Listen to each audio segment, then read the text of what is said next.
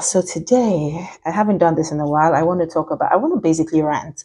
So I'm going to just call this like a day in the life of a matchmaker. I will basically just tell you of consultations I had, kind of what the day was like, pressure points for me, I would say.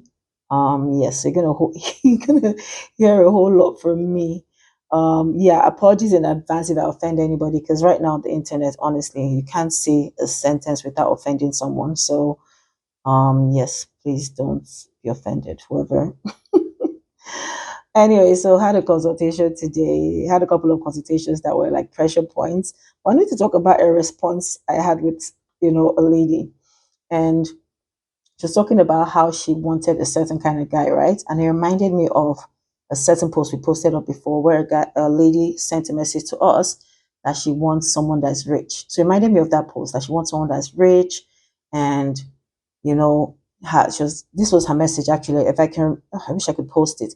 It says, I want a really rich guy and I can cook very well, so I'll be cooking afang for him. And I'm offended she said afang because it makes me now think she's a cry bomb. Anyway, so she's like, so I'll be cooking afang for him. And I was like, okay, so if he's really rich, like what you want, right? Why won't he just get a chef if afang is what he is his issue?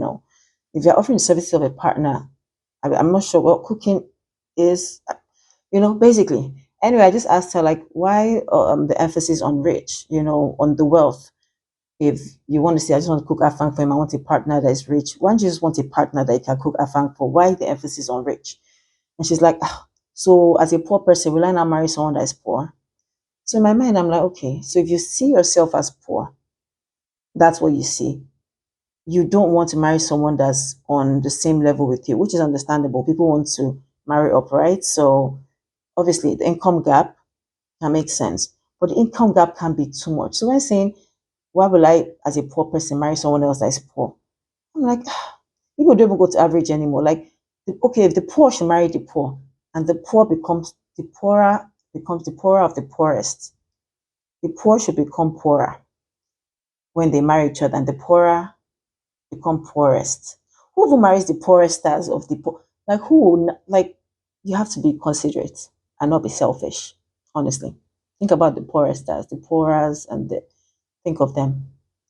Basically, I'm like telling her like, okay, I understand where you're coming from, obviously, but the income gap can be so large. And I'm saying this because also I had a situation where there was a guy that sent a message. And remember, I'm talking about income gaps. So I'm not looking down on any profession. Just that obviously certain professions pay. I'm trying so hard to be on the to not say anything negative. So yeah, bear with me. So I'm talking about income gaps, right? And some jobs do pay lower. So there was a guy that reached out one time and he's like, I'm a cleaner at this company, and I'm looking for a match. I want you to match me with Tiwa Savage. And I'm like, okay, first of all, hold up. Let's discuss this. What is your salary earning, right? Because income gap, you wanting to marry higher, it's understandable, but the income gap can't really just be like, phew. The income gap should be like, like let the income gap not be so far that I'm like, what is going on? You know? So the guy's like, oh, this is what he earns. And I'm like, so basically, you're not just looking for a small step. This is like wishful thing. Even in Cinderella self, that she went from the poorest to meeting the prince. Even with Cinderella, her godmother had to make her go to that party where he was at. She had to look like a reasonable person to enter that party. She didn't just come looking like herself and saying, oh, get me to the party. I want to meet the prince. And then he'll give her a chance. No, she didn't just say, "Oh yeah, hook me up and fairy godmother hook me up with that." I'm not even if I was a fairy godmother, you would have to do a lot of work, right, to be able to meet that prince, right? Means that you would have to go to the kind of places that person goes to. The prince did not just come to Cinderella's house and say, "Oh, I just feel it in my bones. There must be some poor girl here that's sweeping the floor that is dirty. That's who I want to marry." No, we're not in Nollywood movie. We're not in fairy tales. This is real life. Even in fairy tales, they still told you that Cinderella had to dress a part. She had glass slippers. She had a nice dress. She looked like someone that belonged in that palace, and the prince was able to talk to her. And you want to tell me you don't think there were servers that were serving food where the prince was? Why didn't the prince go and talk to any of the serving ladies? Or they didn't have good personality to Abby? No, but he talked to her because she looked like she would belonged in that class. So that's kind of like is the fact that the income gap is not like the income gap was big, but that wasn't viewed there. And to me, all this falls under unrealistic expectations, right? The lady I had the consulting with today, that reminded me of the other girl, and then the other guy as well, the Tiwa Savage guy. So I would say this all falls under unrealistic expectations. Not that it can happen, but it might take magic. I mean, Cinderella involved magic, talking mouse that turned into horses, the pumpkin that turned into Range Rover, I don't know. So yeah, you have to have realistic expectations. And that's why one of the first posts I put this year was, as for unrealistic expectations and entitlement, I don't want to deal with it this year. I don't want to. It gives me a headache. And then one of my early consultations is now around unrealistic expectations.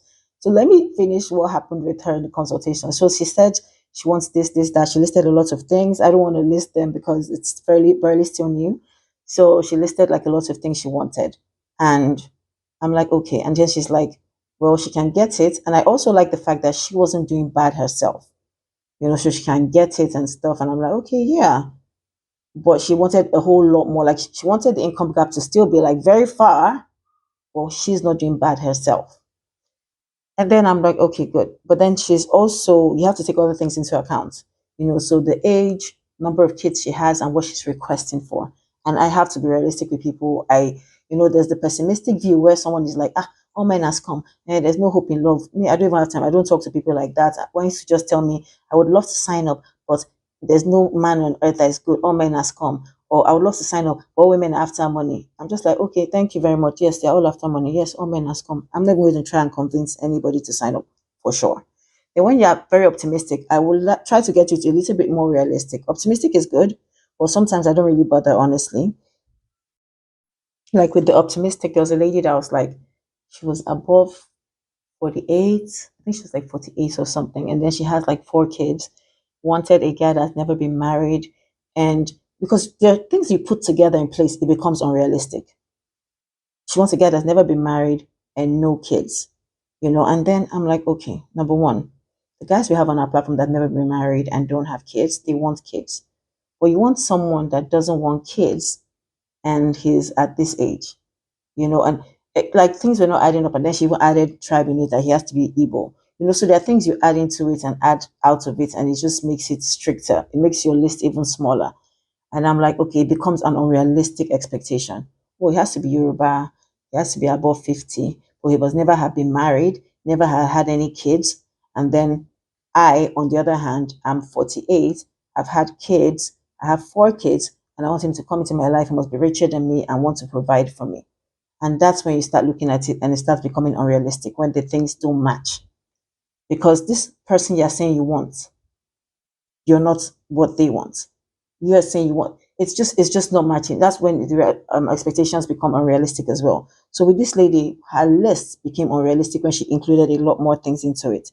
And I'm like, well, that guy would want someone with, especially when the guy wants a child, and would pick someone a bit younger, and then she's like, no, they would want to play around with girls like that. When it comes to marriage, they want someone older like me, that has sense. I'm like, I don't know where you just came up with the idea that younger girls don't have sense. Like, I don't know how that just. So I'm like, I don't know how you came upon that, like sense is not by age, number one. And number two, I don't know what who even told, like, you don't know the guy. What if he's not looking for sense? What if sense is what he hates? Like, is a red flag if you have sense? Like, you can't just expect or, you know, think you're the best option for every man out there that's in that group. Like, oh, any guy above 50 that is so rich, I'm the best option for him out there. Other girls are not good enough. I'm the only one that is smart. I'm the only one that is this, that, that. I'm like, nah, mm-mm. You can't just, I saw the post about the matchmaker that rejected one lady, and then I watched the lady's video and why she was rejected. The lady was saying, oh, she wants a guy that's like her, she's this, she's that. Like, you literally need to watch the video to understand what I'm saying. I can't even say it in this short time. But yeah, so that's why sometimes we tell some people that we can't really help you, because if your expectation is unrealistic, it's in the unicorn phase, then honestly, there's nothing I can do, because anything you tell that person, they'll tell you are telling them to reduce their standard. So you can't really tell anybody anything. What they want, if you cannot provide it, just tell them, look, this platform cannot provide this for you, and that's it. Don't try to like talk them into changing what they want. No, if you can't provide it, you can't provide it. Anyway, so I think this is enough ranting for today. Basically, this is still bordering on unrealistic expectations. Your expectations are unrealistic. And the point is, people that have unrealistic expectations don't even know the expectations are unrealistic.